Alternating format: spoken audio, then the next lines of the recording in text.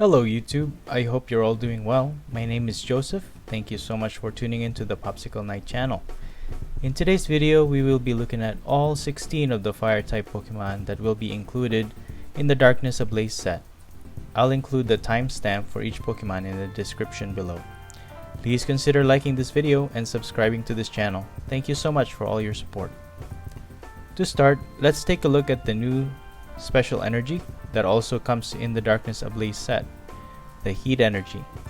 This card provides a fire energy to any Pokemon, but if it is attached to a fire type Pokemon, then that Pokemon will get plus 20 HP. So with 4 of these, you can potentially increase any fire type Pokemon's HP by up to 80. Okay, with that said, let's take a look at the Pokemon. We will be discussing each Pokemon in the order of their appearance. The first lineup, we have Charizard V and Charizard VMAX. Charizard V has 220 HP and it has 3 retreat cost. It has 2 attacks. The first one is Claw Slash. It requires 3 colorless energy, which deals 80 damage. And the second attack is Fire Spin. It requires 2 fire and 2 colorless energy, which deals 220 damage. After which you have to discard 2 energy from this Pokemon after attacking. Its Gigantamax form is Charizard VMAX. Charizard VMAX has 330 HP and 3 retreat cost. It also has 2 attacks. The first one is Claw Slash. It requires 3 colorless energy, which now deals 100 damage. And its second attack is G-Max Wildfire. It requires 3 fire and 2 colorless energy, which deals 300 damage. After which you also have to discard 2 energy from this Pokemon after attacking. Now with the new special Heat Energy, also in this set, which adds 20 HP to a fire type Pokemon, you can increase Charizard VMAX HP up to 410 HP. And then consider attaching a big charm as well. We're talking 440 HP for Charizard VMAX. That's a lot of HP. Imagine, you can tank a lot of attacks while dealing 300 damage each time you attack, and perhaps included in your deck something to continually heal your Charizard VMAX. You'll be unstoppable. Next up we have Houndoom V. It has 210 HP and 1 retreat cost.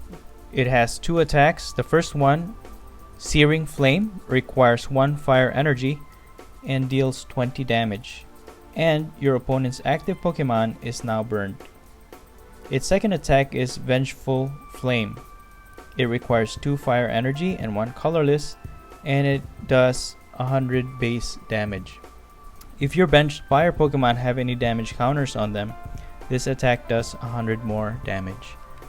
Keep in mind that for its Vengeful Flame attack to deal 200 damage, the Pokemon in your bench that has damage counters on them must be a fire type Pokemon. The condition to this attack is actually not too bad because most Pokemon V that has a 200 plus attack either cannot attack the next turn or you'll have to discard an energy.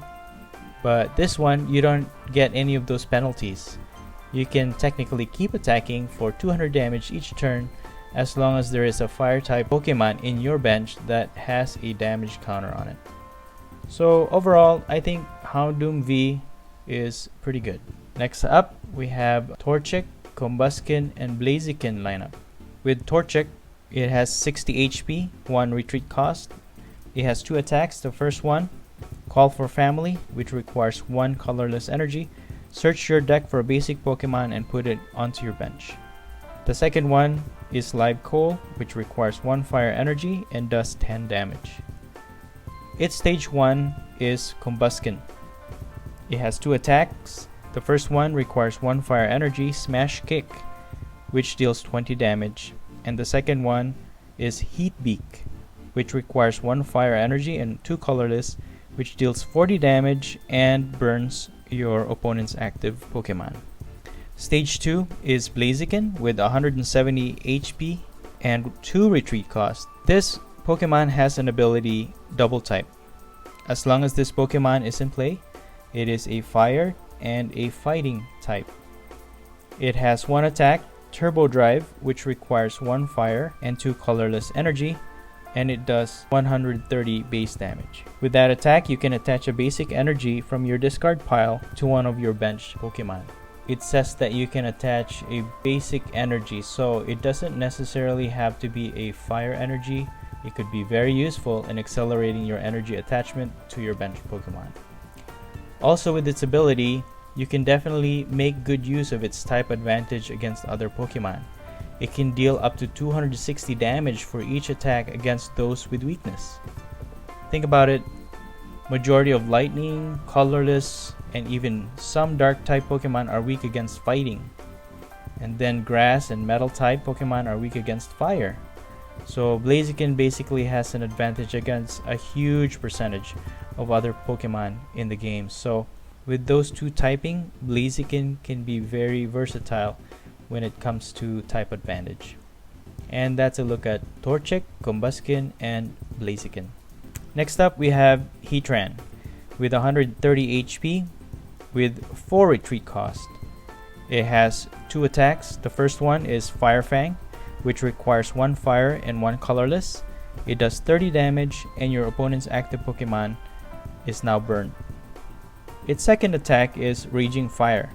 It requires 2 fire energy and 1 colorless. It does 80 base damage.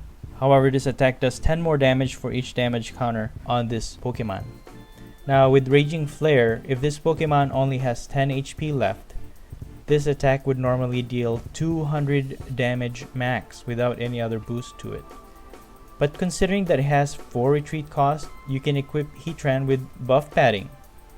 Or you can also equip it with a new card, Cape of Toughness, that also comes in this set. Both of these cards can increase Heatran's HP by 50. And to add to that, the new special Heat Energy, adding 20 HP per energy.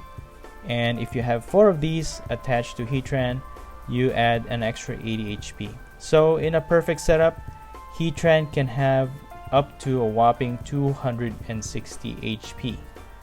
And with Heatran's Raging Flare attack, if it has 250 damage counters on it, leaving 10 HP left, with all these buffs, that's a total of 330 damage that this Pokemon can deal with its attack.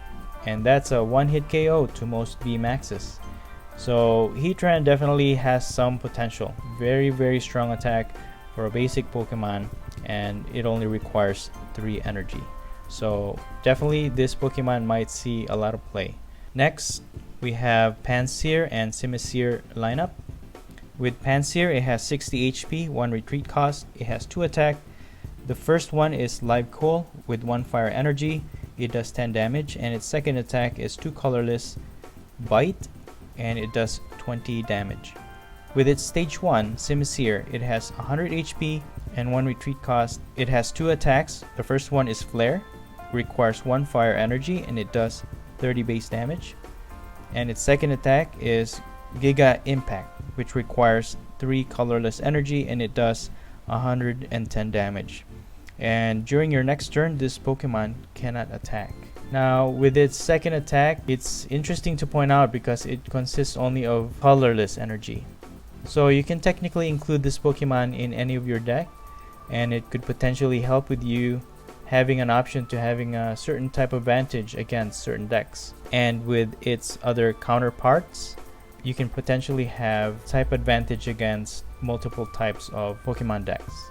Next, we have the stage 1 evolution, Galarian Darmantian, which is the fire type version. With this version, it has 140 HP, weakness to water, and it has a retreat cost of 3. It has 2 attacks. The first one is Headbutt. It requires 1 colorless energy, and it does 40 damage. And the second one is Frozen Heat. It requires 2 water energy and 1 colorless, and it does 110 base damage. And you may discard all water energy from this Pokemon, and if you do, this attack does 60 more damage. So that's a total of 170 damage if you discard all the water energy attached to this Darmanitan. While it is a fire type Pokemon, the energy requirement for the second attack requires mostly water energy. And we actually see this card being included in the new Galarian Darmantian theme deck. It's interesting to note too that the water type Galarian Darmantian is actually weak against metal. So it's safe to assume that having those two types of Galarian Darmantian synergizes well, since this fire type having a type advantage against metal type can easily deal with those metal type Pokemon. And there you have it, the fire type Galarian Darmanitan. The next lineup we have Larvesta and Volcarona. With Larvesta, it has 70 HP, 2 retreat cost, it only has 1 attack. Singe, your opponent's active Pokemon is now burned. And its stage 1 is Volcarona. It has 120 HP with 1 retreat cost. It has 2 attacks. The first one is Cauterize. It requires 1 fire energy and it does 80 damage. However, its condition is if your opponent's active Pokemon has no damage counters on it before this attack does damage, this attack does nothing. So its first attack is interesting because it's nice that it only requires 1 fire energy, but the only way you can deal damage is if your opponent's active already has damage counters to it. And that's a big deal because unless you have other means to deal damage to your opponent's active, this attack does nothing. One option could be maybe having a Galarian Zigzagoon. However, I would assume that you would only use this Pokemon as the last attacker towards a Pokemon that already has a lot of damage to it. But for me, this Pokemon is okay. The next lineup we have Fletchinder and Talonflame. First one we have a stage 1 Fletchinder. It has 70 HP. It has a retreat cost of 1. It only has 1 attack, Searing Flame, which requires 1 colorless energy, and it does 20 damage. And your opponent's active is now burned. The stage 2 is Talonflame. It has 140 HP, 1 retreat cost, and it has the ability Scorching Feathers. If this Pokemon is in the active spot and is damaged by an attack from your opponent's Pokemon, even if this Pokemon is knocked out, the attacking Pokemon is now burned. And it also has 1 attack, Mach Flight, which requires 1 fire energy and 2 colorless, which deals 120 base damage. And during your opponent's next turn, the defending Pokemon cannot retreat. But there is one important thing to note, that because Talonflame is technically a flying type, Fletchinder and Talonflame are not. Again, they are not weak against water type. Instead, they are weak against lightning. So having this in your fire deck may come in handy. And now the last two, and definitely not the least Pokemon that we'll be looking at, are Centiskorch V and Centiskorch VMAX. Now with Centiskorch V, it has 210 HP, it has 3 retreat cost, and it has 2 attacks. The first one is Radiating Heat, which deals 20 damage, and you may discard an energy from this Pokemon, and if you do, discard an energy from your opponent's active Pokemon.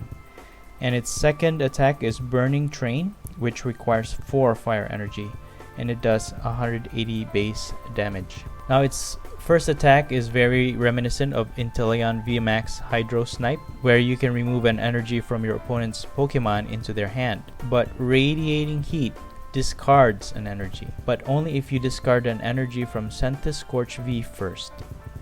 While it may seem like a bad thing, this first attack will help Centiskorch V's Giant Gigantamax form. Now with Centiskorch VMAX, it has 320 HP with 3 retreat cost. It only has 1 attack, G-Max Centiferno. It requires 2 colorless and it deals 40 base damage. However, its attack increases by 40 more damage for each fire energy attached to Centiskorch VMAX. So if your deck consists only of fire energy and you fulfill the 2 colorless attack cost by using 2 fire energy, then naturally this attack will deal 120 damage from the very start. And then if you did any damage with this attack, you can attach a fire energy from your discard pile to this Pokemon. Remember all the fire energy that Centiskorch V discarded in the beginning? Well, now you can put them back to Centiskorch VMAX.